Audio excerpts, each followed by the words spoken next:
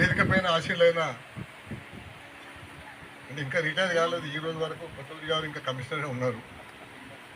కాబట్టి regional PF commissioner Hari Pachauri గారు, ఇంకో రీజనల్ కమిషనర్ డాక్టర్ గోవర్ధన్ గారు, శ్రీమతి అనిత పచౌరి గారు ఈ కార్యక్రమంలో విచ్చేసి పాల్గొంటున్న మన తోటి కార్మిక సంఘ మిత్రులు, మిత్రులు, ఈ ఆఫీసులో పనిచేస్తున్న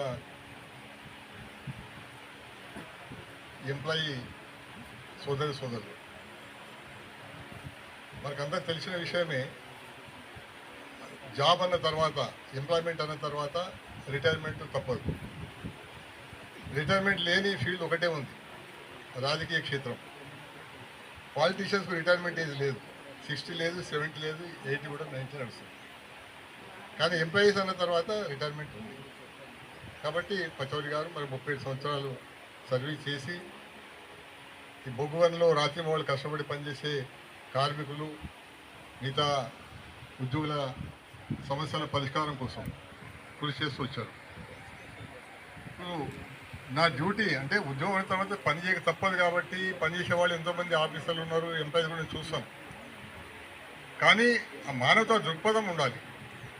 ఆ హ్యూమనిటేరియన్ కన్సిడరేషన్తో పనిచేయడం వేరు, ముక్కుబడిగా నా డ్యూటీ కాబట్టి చేస్తున్నా అనేది వేరు.